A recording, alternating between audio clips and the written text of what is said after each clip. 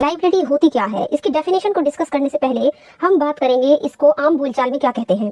तो आम बोलचाल की भाषा में दायित्व या लाइबिलिटी का मतलब होता है किसी व्यक्ति की ऐसी जिम्मेदारी जिसे पूरा करने के लिए उससे आशा की जाती है। यानी कि किसी व्यक्ति के ऊपर कोई जिम्मेदारी है और उससे ये आप ये आशा करोगे कि वो उसको पूरा करे।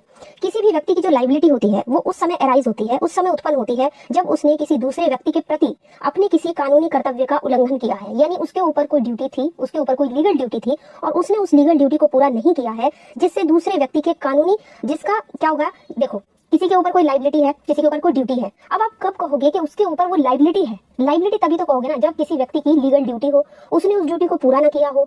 तो जब उसने अपनी ड्यूटी को पूरा नहीं किया है, सामने वालों को थोड़ी उसके उस ड्यूटी को पूरा ना करने से थोड़ी दिक्कत हुई हो, थोड़ी परेशानी हुई हो, तो तब उस व्यक्ति पर दायित्व आ जाता है जिसने अपनी ड्यूटी को पूरा नहीं किया है।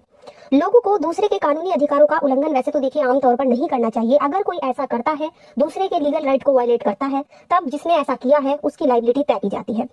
जूरिस्प्रूडेंस में जो लाइबिलिटी का कंसेप्ट है, जो इसकी अवधारणा है, वो बहुत ही इंपॉर्टेंट मानी जाती है, जो कानूनी अधिकारों, कर्तव्यों और जवाबदेही को जोड़ने का काम करती है। ये तो था एक सिंपल इंट्रोडक्शन। अब बात करते हैं हम, ये तो हमने समझ ही लिया कि दायित्व का मतलब होता है व्यक्ति की एक ऐसी जिम्मेदारी जिसे पूरा करने के लिए उससे आशा की जाती है।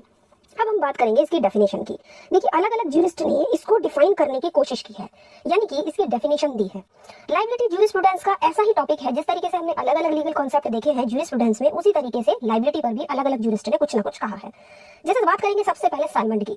साल्मंड ने कहा है कि दायित्व को गलत करने वाले और गलत के उपचार के बीच में आवश्यक संबंध कहते हैं। यानी अगर हम साल्मंड की डेफिनेशन देखें तो साल्मंड के हिसाब से दायित्व एक ऐसा संबंध है कि जो व्यक्ति गलत करता है और गलत करने के बाद उसे जो रेमेडी प्रोवाइड की जाती है, जिसके साथ गलत हुआ है, तो उसके बीच जो आवश्यक संबंध होता है उसे ही दायित्व कहते हैं। किसी के ऊपर मान लीजिए कोई ड्यूटी थी, उसने अपनी उस लीगल ड्यूटी को पूरा नहीं किया है और उस ड्यूटी को पूरा करने के लिए आपको क्या हुआ, आपको कोई दिक्कत हुई, आपको कोई परेशानी हुई, तो आप कहाँ जाओगे? आप कोर्ट में जाओगे। कोर्ट में आप रेमेडी के लिए केस फाइल करोगे कि इसने अपने ऐसे ऐसे ड्यूटी को पूरा नहीं किया, फॉलो नहीं किया, तो मुझे इससे ये दिक्कत हुई, मुझे ये परेशानी हुई, तो अब मुझे कोर्ट से रेमेडी चाहिए। अब आप जो कहने का मतलब ये है सामंड का कि जब कोई व्यक्ति गलत करता है और दूसरा उसके गलत के उपचार के लिए जब कोर्ट में जाता है, तो उस उपचार और उस गलत करने के वाले के बीच में जो रिलेशन होता है, जो संबंध होता है, उसको ही कहते हैं लाइबिलिटी। ऑस्टिन की अगर बात करें तो ऑस्टिन ने क्या कहा है लाइबिलिटी के बारे में? लोगों के कार्यों और कार्यों में चूक के लिए जिम्मेदार ठहराने के बारे में है। बहुत ही सिंपल वर्ड में डिफाइन किया है ऑस्टिन ने लाइबिलिटी को कि लोग के जो कार्य थे और उन कार्यों में लोगों ने जो चूक की है, उस चूक के लिए जब आप किसी को जिम्मेदार ठहराते हो, किसी को लाइबल ठहराते हो, तो उसको कहते हैं लाइबिलिटी। तभी तो उसकी लाइबिलिटी तय होगी जब उस पर उसे कोई एक्ट करना हो और उस एक्ट में उस व्यक्ति ने चूक की हो, और चूक करने के लिए आप जब किसी को जिम्मेदार ठहराओगे तो उसको बोलते हैं लाइबिलिटी। सिंपली इतना टफ, इतना हार्ड कॉन्सेप्ट नहीं है जो थोड़ा समझ में ना आए। अब बात कर लेते हैं लाइबिलिटी होती कितने टाइप्स की है। तो लाइबिलिटी की अगर हम टाइप्स की बात करें तो अलग अलग लाइबिलिटी के प्रकार बताए गए हैं। सबसे पहले आती है दीवानी दायित्व, यानी कि सिविल लाइबिलिटी। जहां भी सिविल राइट्स का उल्लंघन होता है, सिविल राइट्स जो आपके दीवानी अधिकार होते हैं, तो वहां सिविल लाइबिलिटी अराइज होती है। अब सिविल लाइबिलिटी का एग्जांपल क्या हो सकता है? जैसे मान लीजिए दो लोगों में कॉन्ट्रैक्ट हुआ और एक व्यक्ति क्या करता है, कॉन्ट्रैक्ट को पूरा नहीं करता है, कॉन्ट्रैक्ट को ब्रीच करता है। तो जो बात कॉन्ट्रैक्ट में थी उसने उस चीज को पूरा नहीं किया, कॉन्ट्रैक्ट का ब्रीच किया, तो इस तरीके से संविदा का उल्लंघन, संविदा का भंग, ये कहा जाएगा आपका सिविल लाइबिलिटी। ठीक, तो सिविल लाइबिलिटी होती है फॉर एग्जांपल, सबसे अच्छा एग्जांपल कॉन्ट्रैक्ट को ब्रीच करना। सेकंड है आपका, दूसरा है आपका आपराधिक दायित्व। आपराधिक दायित्व यानी कि क्रिमिनल लाइबिलिटी। क्रिमिनल लाइबिलिटी उस कानूनी जिम्मेदारी से संबंधित होती है जो किसी व्यक्ति या संगठन को सरकार के द्वारा बनाए गए, सरकार ने जो भी क्रिमिनल लॉज बनाए हैं, जो भी क्रिमिनल रूल्स वगैरह बनाए हैं, उनका उल्लंघन करने पर उसको दायी ठहराया जाता है। यानी कि कोई एक्ट बनाया हुआ है, सरकार ने कोई भी कानून बनाया हुआ है, आपने उसको ब्रीच किया है और या उसका उल्लंघन किया है, तो फिर आपके ऊपर होगी क्रिमिनल लाइबिलिटी। अगर कोई व्यक्ति आपराधिक रूप से जिम्मेदार पाया जाता है या किसी के ऊपर अगर क्रिमिनल लाइबिलिटी होती है, तो उसके लिए उसे पनिशमेंट मिलती है। कैसा पनिशमेंट मिलेगा? इम्प्रिजनमेंट मिल सकता है, कारावास की सजा मिल सकती है या जुर्माना। अब इसको क्रिमिनल लाइबिलिटी का एग्जांपल क्या होता है? मान लीजिए ए नाम के व्यक्ति ने बी नाम के व्यक्ति को का मर्डर कर दिया। अब ए ने जो मर्डर किया है बी का, ये जब उसका बी का मर्डर कर दिया, तो उसके ऊपर जो लाइबिलिटी होगी ए के ऊपर, वो कैसी होगी? वो होगी क्रिमिनल लाइबिलिटी। क्यों? क्योंकि मर्डर जो है वो कानून की नजर में एक अपराध है ना, और यहाँ पे उसके ऊपर क्या लगेगा? आईपीसी के अंदर उसको चार्जेस किया जाएगा। तो इस तरीके से क्रिमिनल लाइबिलिटी जब आप सरकार के द्वारा बनाए गए या स्टेट के द्वारा बनाए गए किसी नियम का या किसी कानून का उल्लंघन करते हो, तो आपके ऊपर होगी क्रिमिनल लाइबिलिटी। और इसमें जो आपको रेमेडी मिलेगी वो किस तरीके की मिलेगी? जो व्यक्ति अपराधी होगा उसको कारावास की सजा या जुर्माना। तीसरी जो लाइबिलिटी होती है वो है उपचारात्मक दायित्व, यानी रेमेडियल लाइबिलिटी। रेमेडियल लाइबिलिटी थोड़ी सिंपल है समझने में, क्योंकि ये जो आपकी लाइबिलिटी है ये सूत्र प्रवेश है कि जहां अधिकार है वहां उपचार है। यानी जहां पर आपके पास अगर कोई राइट है तो आपको उसका उपचार भी मिलना चाहिए। जब कोई व्यक्ति अपनी ड्यूटी पूरी नहीं करता है और दूसरे का राइट, दूसरे का अधिकार उससे प्रभावित होता है, तो न्यायालय उसको उपचार देता है, उसको रेमेडी देता है। इस जो लाइबिलिटी के अगर हम मुख्य पर्पस की बात करें, मुख्य उद्देश्य की बात करें, तो वादी के अधिकारों का प्रोटेक्शन करना है, यानी कि जो वादी है, जो प्लेंटिफ है, उसके जो भी राइट को ब्रीच किया है सामने वाले ने अपनी ड्यूटी ना पूरी करके, तो उसके लिए कोर्ट उसको रेमेडी प्रोवाइड कराएगा। इसे हम एग्जांपल से समझेंगे। उदाहरण के लिए मान लीजिए बी ए से कुछ सामान भेजने के लिए एक कॉन्ट्रैक्ट करता है। बी क्या करता है, उसको सामान नहीं पहुंचाता है। बी ने क्या किया है, अपने यहाँ पर कर्तव्य का उल्लंघन किया है, क्योंकि उसकी ड्यूटी क्या थी कि वो सामान पहुंचाए, जो भी उसके साथ कॉन्ट्रैक्ट किया है उसने ए के साथ। अब उसने सामान नहीं पहुंचाया, अब यहाँ पे अराइज हो जाएगा ए का राइट। ए का राइट कैसे होगा, ए का राइट प्रभावित हुआ है, उसे सामान चाहिए था, बी ने उसको सामान नहीं पहुंचाया, तो यहाँ पर अब बी से ए क्या करेगा, कोर्ट में जाके रेमेडी ले सकता है। जब ए कोर्ट में केस फाइल करेगा कि मैंने ऐसे ऐसे इसके साथ कॉन्ट्रैक्ट किया था और इसने अपनी ड्यूटी को पूरा नहीं किया है और इससे मेरा राइट जो है वो प्रभावित हुआ है, तो यहाँ पर कोर्ट जो है उसको रेमेडी, उसको उपचार जो है वो उपलब्ध कराएगा, तो उसे बोलते हैं उपचारात्मक दायित्व। अगली लाइबिलिटी है विकेरियस लाइबिलिटी, जिसे हम हिंदी में प्रातिनिधिक दायित्व के नाम से भी जानते हैं। आमतौर पर ये बहुत ही सिंपल है समझना, क्योंकि इस लाइबिलिटी का जो अराइज होता है वो तब होता है जब आप एक व्यक्ति को किसी दूसरे के काम के लिए जिम्मेदार ठहराते हो। फॉर एग्जाम्पल, इसका सबसे अच्छा एग्जाम्पल होता है जैसे मालिक के की जिम्मेदारी होती है नौकर के कार्यों के लिए। आपका कोई सर्वेंट है, आपने किसी को अपने यहाँ पे सर्विस पे रखा है, सर्वेंट को आप उससे कोई काम कराओ और उससे वो किसी को नुकसान पहुंचाए, तो उस नुकसान के लिए किसको जिम्मेदार माना जाएगा, मालिक को जिम्मेदार माना जाएगा। तो विकेरियस लाइबिलिटी एक ऐसी लाइबिलिटी होती है जिसमें कार्य कोई और करता है और जिम्मेदार किसी और को ठहराया जाता है। ये बहुत ही अच्छा टॉपिक है, ये हमने टॉट में अलग से डिस्कस कर लिया है बहुत अच्छे से केस लॉ के साथ। अब बात करते हैं स्ट्रिक्ट लाइबिलिटी की, यानी कठोर दायित्व। स्ट्रिक्ट लाइबिलिटी एक ऐसी लाइबिलिटी होती है जो टॉट में एक बहुत ही इंपॉर्टेंट टॉपिक है, और इसमें जो डिफेंडेंट है उसकी गलती ना होते हुए भी, जो प्रतिवादी होता है उसकी कोई गलती ना होते हुए भी उसको जिम्मेदार ठहराया जाता है। तब ठहराया जाता है जब वो अपनी लैंड पर, अपनी जमीन पर कोई खतरनाक चीज लाता है, वो खतरनाक चीज उसके लैंड को, इसकी सीमा को स्केप करके कहीं बाहर निकल जाती है, और उस बाहर निकल जाने से जो प्लेंटिफ है, जो वादी है, उसको उससे कोई डैमेज होता है, कोई क्षति होती है। तो स्ट्रिक्ट लाइबिलिटी का टॉपिक भी आपका टॉट का टॉपिक है, और इस लाइबिलिटी में भी डिफेंडेंट का जो दायित्व है वो तय किया जाता है जब उसके एक्ट से, उसके रॉन्गफुल एक्ट से वादी को नुकसान होता है।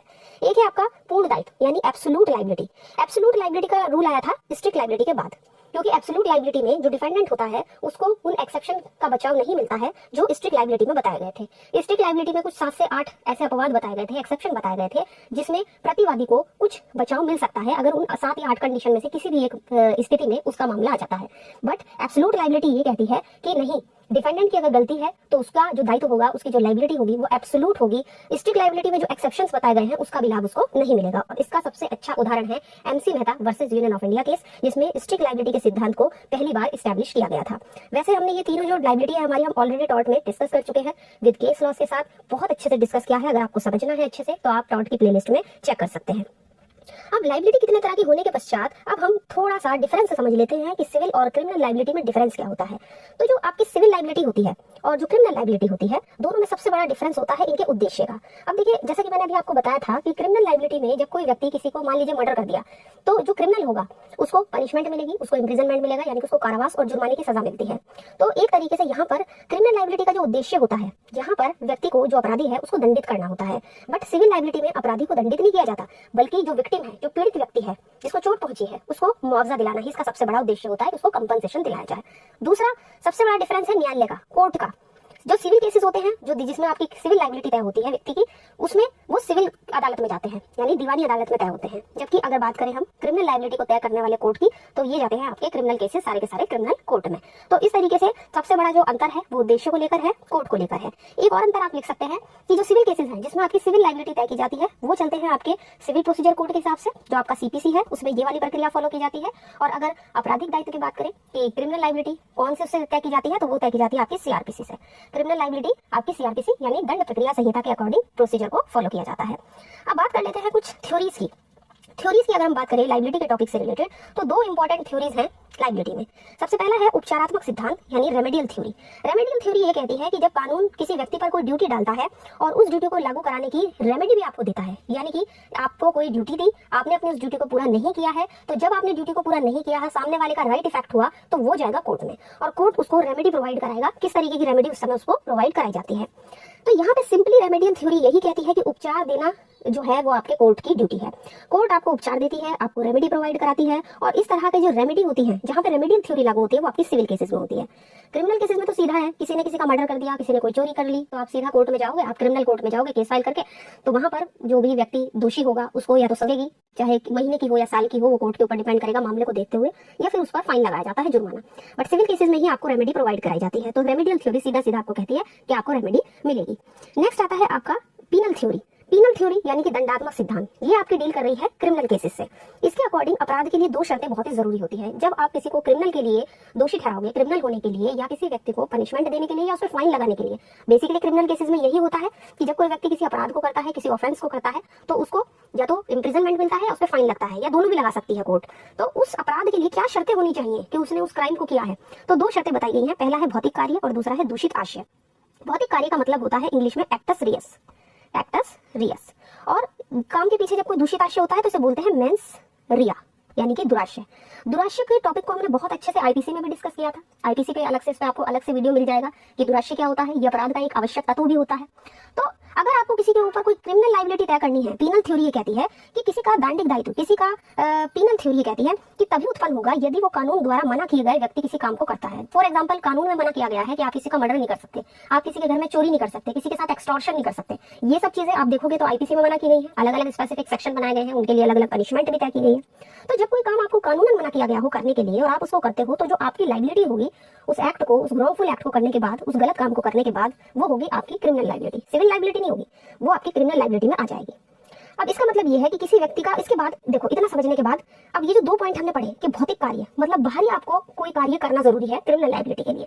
बाहरी काम मतलब जैसे कि मन ही मन आप सोचते रहो कि मैं इसको मारूंगा, मैं इसको मारूंगा या मैं इसका मर्डर करूंगा। अब जब तक आप किसी को ये उसको बाहरी काम नहीं दिखाओगे, मतलब मर्डर ना कर दे कोई, है ना, तो तब तक उसको आप क्या उस पनिशमेंट दे सकते हो किसी व्यक्ति को। मान लीजिए ये सोच रहा है मन में कि मैं तो बी को मारूंगा, बी का मर्डर करूंगा, तो सिर्फ क्या उसके दिमाग में ये सोचने से ही आप उसको मर्डर के लिए दोषी ठहरा सकते हो? नहीं ना, बाहरी कार्य भी तो होना चाहिए, सच में उसका एक्चुअल में उसको मर्डर करना तो चाहिए, तभी तो।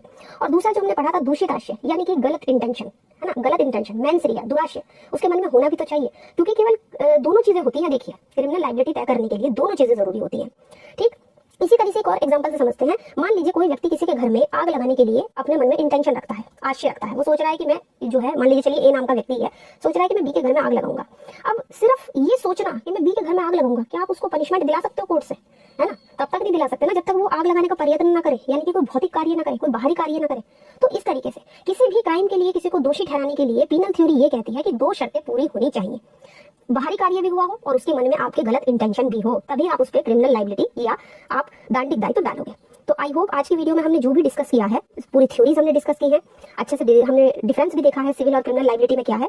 फिर इसके बाद लायबिलिटी कितने तरह की होती है ये भी हमने पढ़ा, डेफिनेशन हमने पढ़ी, सिंपल वर्ड्स में हमने समझा कि दायित्व होता क्या है। तो आई होप आज की वीडियो आपको पसंद आई होगी। वीडियो अगर पसंद आई हो तो वीडियो को लाइक कर दीजिए, ज्यादा से ज्यादा शेयर कीजिए, और अगर चैनल पर नए हैं तो इसे सब्सक्राइब जरूर करिए।